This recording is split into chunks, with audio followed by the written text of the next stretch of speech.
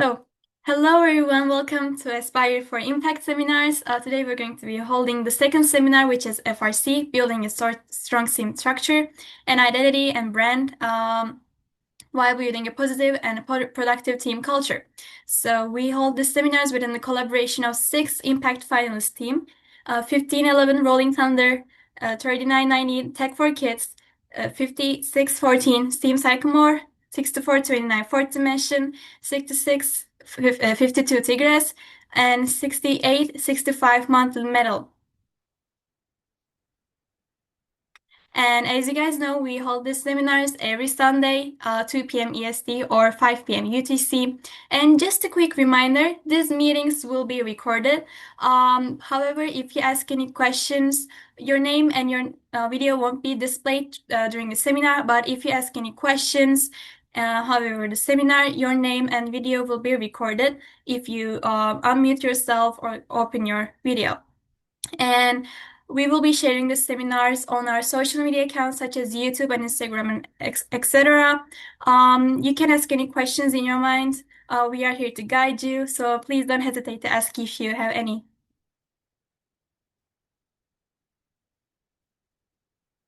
And let's hear it from today's presenter teams. We have 3990 Tech for Kids. You guys can present yourselves if you liked. I'm sorry. Yeah, hi, we're Team 3990. We're the finalists of the game of 2024 for the Impact Award. And nice to meet you.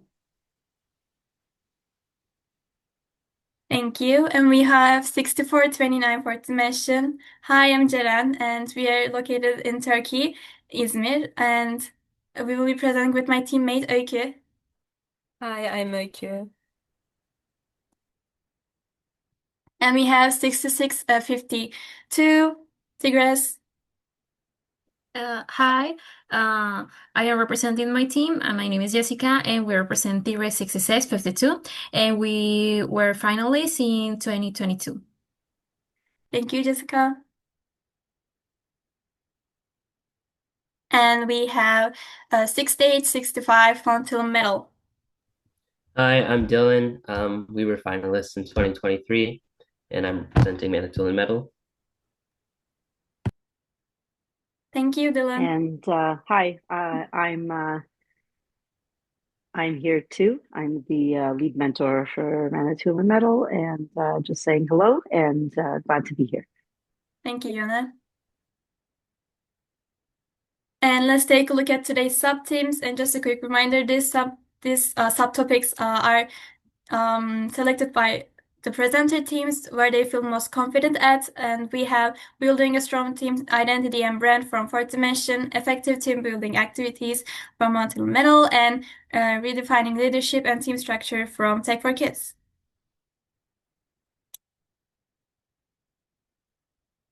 Let's start off with building a strong team identity. So first of all, we have creating a memorable team name, logo, and visual. So I would like to, having a unique team name and logo makes a difference a lot. So I would like to share our team's name. Actually, it's a personal story. So we live in a three-dimensional world, right? And we face many global issues in today's world. And we try to bring a four-dimensional perspective to those global issues that we face today. So that's why our team names is Fourth Dimension. And our logo story is that, as you can see, there's like a colorful mosaic shape here, shaping a 4D. And each color, each triangles presents our team members from different backgrounds and different stories. We shape the fourth dimension logo together. So I would like to also share our team story. Establishing a team story is a significant point also. We used to be an FLL team. But in 2016, when we attended the World Championships in Houston as a FLL team, we had seen the FRC matches, and we were so inspired and wanted to. When we came back to Turkey, we wanted to start an FRC team, and we became the first FRC team in the Aegean region of Turkey. And we have communicating your identity through social media and community outreach. We try to share our team's like story and our efforts in social media accounts as well as in our community projects. So sharing this kind of like elements in the places that you have been like, or the places that you can like share, plays a big role. And also sharing your team's mission and vision are significant things to do. And speaking of mission and vision, we have defining your team's mission and vision and also core values. I would like to share our team's core values. These, the 4Ds plays a big role in our team structure. We have dedication, development, diversity, and durability. So each team member dedicates themselves when they become a member in our team. And we have development. As we step in our team, we would like to open ourselves for a non-stop development process. And we have diversity. Each team member has a different personality and we have different skills, and that makes the fourth dimension team diverse. And we have durability. So we try to sustain our projects as long as we can. For example, we have our project 4D of learning, and we have been executing this project for 9 years, and I think that shows our sustainable future. And I would like to tell you about the difference between vision and vision two. Mission and vision two.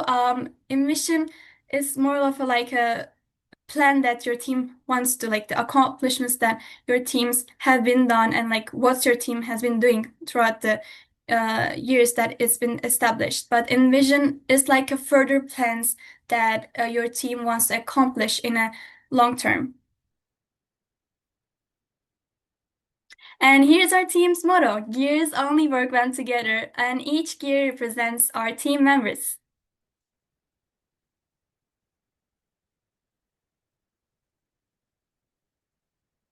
And my teammate, OK, will go on from this part. Hi, I'm going to be talking about team culture development.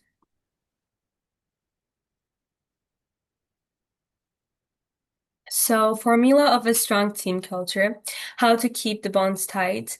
So, we firstly prioritize in-team active communication by giving quick updates, having keep-up meetings, and discussing the progress.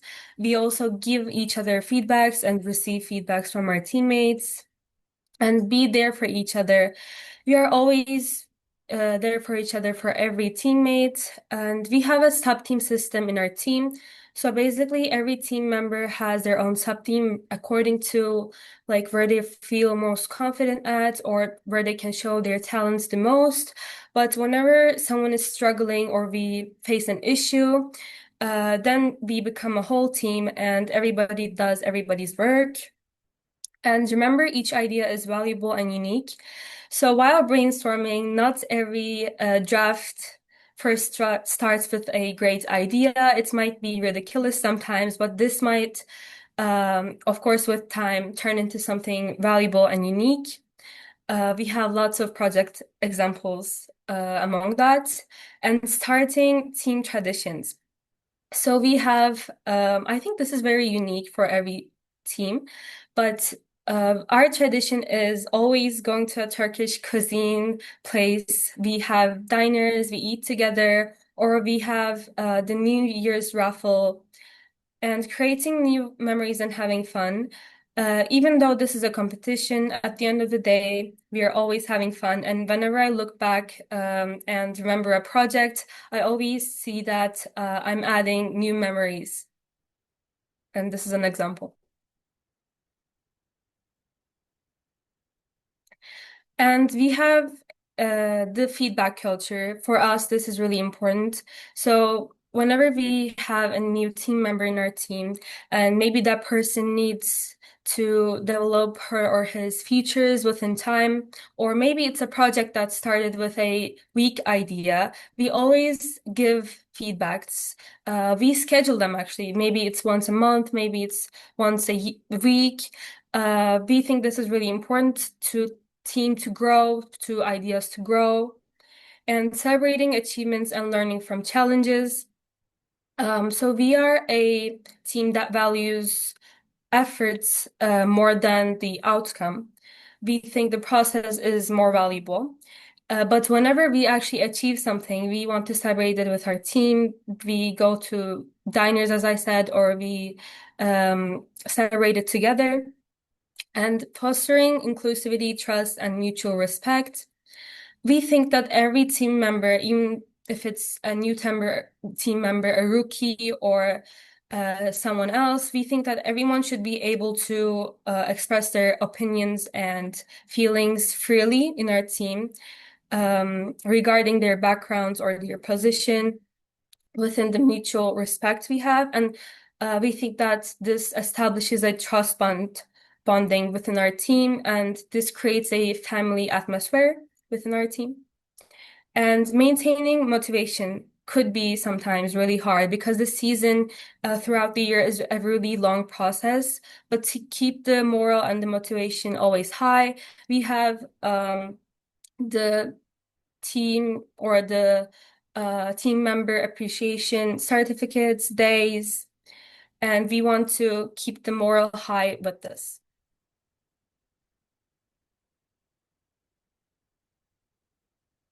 And as you can see, this is our team from the activities that I just talked about.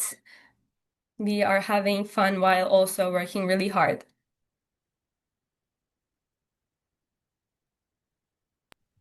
Okay, thank you. So the topic I'm going to focus on today is our effective team building activities. Next slide. So I personally feel like just sitting around a room and playing games with your team is 100% undervalued because we need these fun, memorable activities to actually get together and get closer as a team so we could work better. So the to get an effective activity, these are some criteria it should follow. And they don't have to follow all of them, but if you want to make the best one, it should. So firstly, if you want a good activity, it should be something everyone can participate in and wants to participate in. So it has to be accessible because some people just won't be able to do other activities and things like that. So it just kind of ruins the mood. It should be low pressure because people tend to bond better when there's less on the line. So you can let everybody be able to get out there without fear of being embarrassed or something like that, just because it makes it all better. It should create memories. I'm pretty sure Oku was talking about that earlier. So the point of an activity for your team to get closer isn't just to, I mean, partly it's to get people having fun together, but it should kind of have a long-term impact. So what I mean by creating memories is that it should be memorable, that everybody can remember how fun it is to be together so that they actually can enjoy themselves later as well. Requiring teamwork in general, team building functions off teamwork. So these activities should have some kind of cooperative structure to them. It could be like doing an escape room together, board games, or even outreach activities, because they all require this kind of teamwork. And most importantly, it needs to be fun. So before you actually run an event, ask your team members if this is something they're interested in, because if it's not, then it could just get a little awkward and people don't really want to be there. So make sure you find something that's fun for everybody and everybody can enjoy themselves. And on the next slide, we have a bunch of examples from our team building activities of what you could do, because there's a lot of different types. Because I was saying team building, it takes games and things like that, but really there's a lot of different things it could be. So something our team does is we do socials.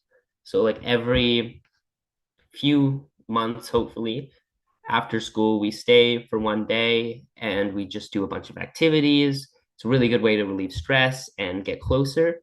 So and especially during the actual season, it gets really, really tough. It can get stressful. So this is a great way to relieve the stress. And there's a bunch of different things in there. we do games. Some of my favorite memories from robotics is like sitting just at competition in the halls and playing spoons or something like that, just because it like brings us all closer and realizes that robotics can be tough, but it's also a lot of fun just because all the people around you. So these games could be like icebreakers, simple things like that, or just bigger things, huge, just like even like tag can get fun for everybody, get everybody involved. Meals, our team like often does some kind of dinner after competition so we can all talk about what happened at competition and what we're proud of, and we do speeches sometimes. People love to bond over food. I love to bond over food. So even just like during a build night, do a potluck and get everybody to come outside and eat dinner together.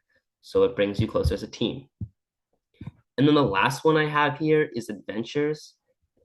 And this is what I was saying earlier, that it doesn't have to be like an actual, for like a team building activity, it doesn't have to be a fun game or something like that. It could also be something like outreach activities. So our team does a bunch of community cleanups. So just bringing everybody out there so they can kind of work together and do that. Probably my favorite adventures that we've done is after one of our competitions at McMaster, we played laser tag as a team, and there's like a picture at the bottom of the scoreboard. It's really fun. So, kind of the key point here is to just make sure everybody's happy and everybody actually wants to do it. So, check with your team so you can create these useful activities that'll bring your team closer together. Thank you.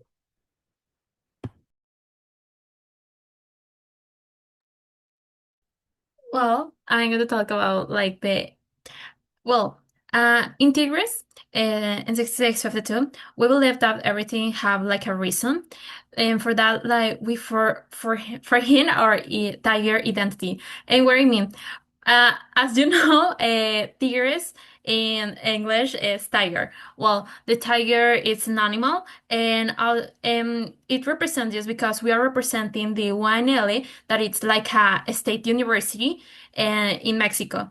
Um, Also, I think this is important because it builds our identity. I mean, it's like their origin. So we are inspired by the tiger. Everything that we publish is when the colors of that tiger, and we try to represent like the unity, that like the unity and purpose.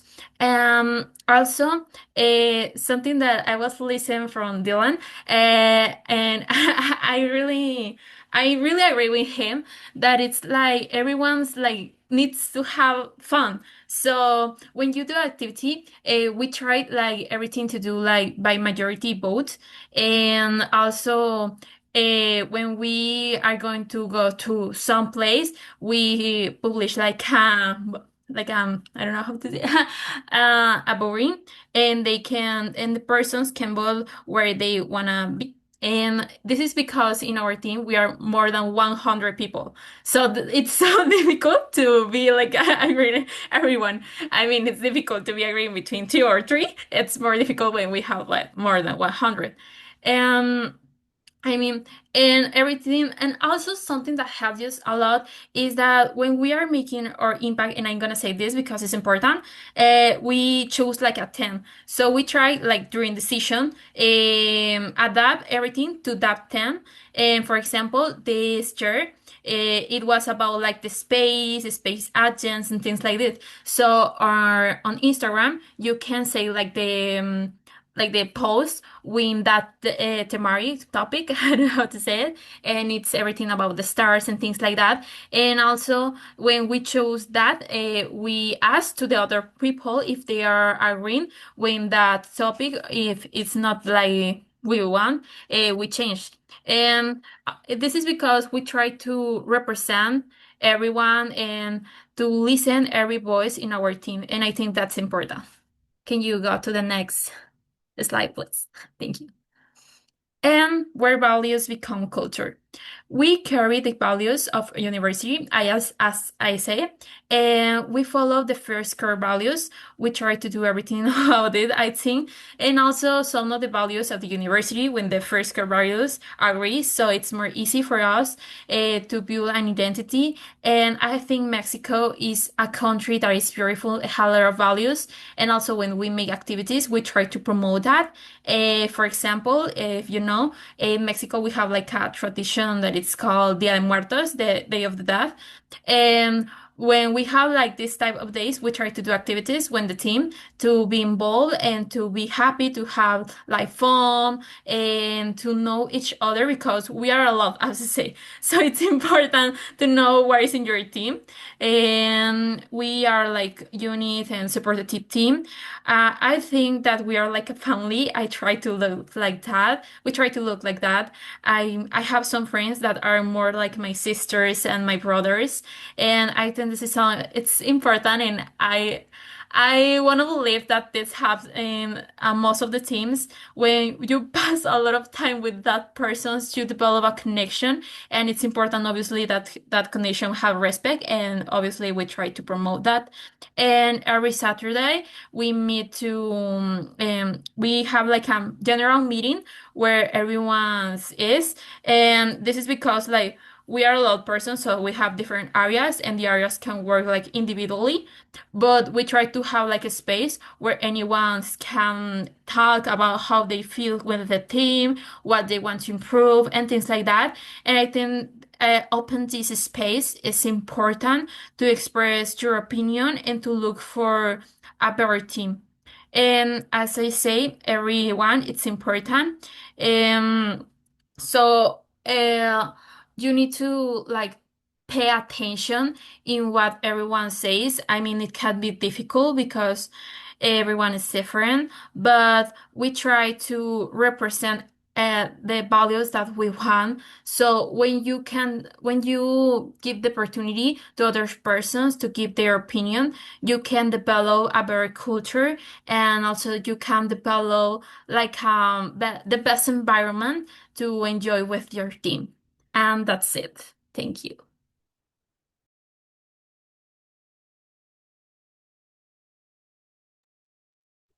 Hi. Today, the Tech Packet is going to talk about redefining leadership and team structure.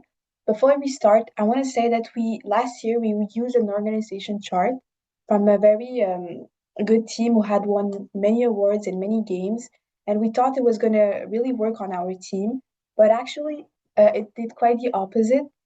Um, we didn't really like it because it didn't fit with the values of our team, and it really caused problem with between the team members. So you guys do not make the same mistake as we did. We're going to talk about the type of leaders, what is a good leader, a leader versus non-leaders, and why didn't the organization chart did not work for us.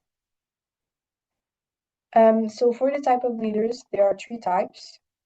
There is the leader in the front, which is the most common.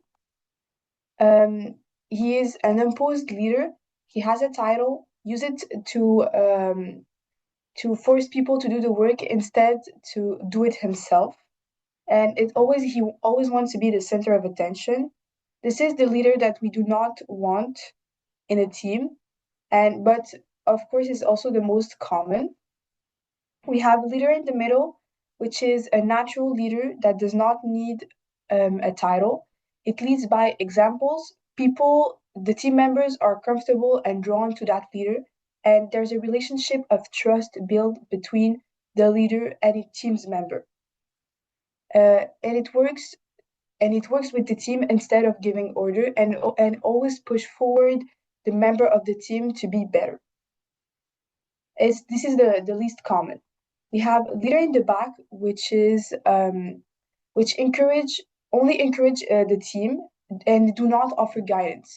And it often lets other people do the work for him. And this is one of the leaders that we don't really want in a team. So now to summarize everything, what is a good leader? A good leader is someone who doesn't need a title, that do their own work, respect other people's opinion, that is considerate and help others when they need it.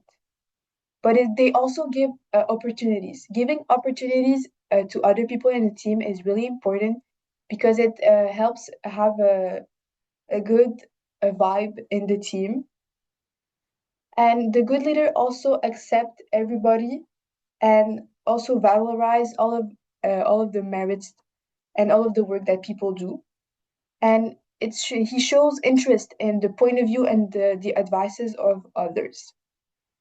Be warned that a leader does not always know everything, and the leader can also make mistake, and because we're only human. Another reason why the organization chart does not work because in a team, in a robotic team, you need to give equal chances and opportunities during to everyone. And an organization chart, which is pretty much a hierarchy, does not permit that. So during the off season, the members of the team will naturally take places where they think they belong, and the leader will come up anyway during that time. So you should not force a leadership role to someone. So now we are going to compare the roles of leader and non-leader. For the role of leader, there are common beliefs that they work more, they gain recognition, they are skillful and simply better than the others. But that is not the reality. The leader is there to organize, answer questions, make sure deadlines are respected, and he doesn't work more than the other. He even has less time for the concrete part of the work. For example, someone who is leader of the impact submission team won't write the essay as much as the others. The non-leaders now, you can change the slide. The non-leaders now, we tend to believe that they work less and they do the job no one wants to do, but in reality, they are 100% involved in the project and they do the concrete work. For example, when a team wins the Impact Award, they can be proud of themselves because in the end, the judges looked at what was written and not who organized it. You can change the slide. So hierarchy did not work for us because the leaders were chosen by the mentors. Instead, if you really want to have an organization chart, make sure the students vote for their leaders. Also, some leaders wrongly use their title. So in that situation, talking to the concerned people can help. Finally, the leader wouldn't share information to all team members. We recommend that you create a document or Google Drive, for example, where all the information is easily accessible to all the team members. So we abandoned hierarchy because our students didn't like it. There were too many conflicts that eventually led to a toxic atmosphere. It devalued certain students while others, especially the leaders, were valorized. We all have an ego, so it's natural to seek power and recognition, but the hierarchy feeds them, so it may not be the best idea. Thank you, and we hope this helped.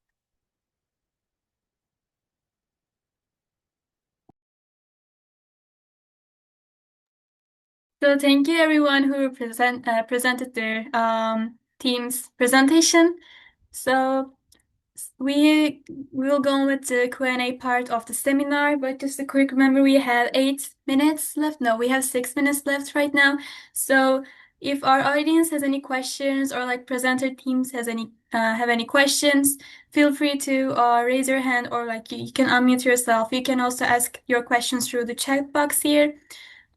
Please don't hesitate if you have any questions in your mind.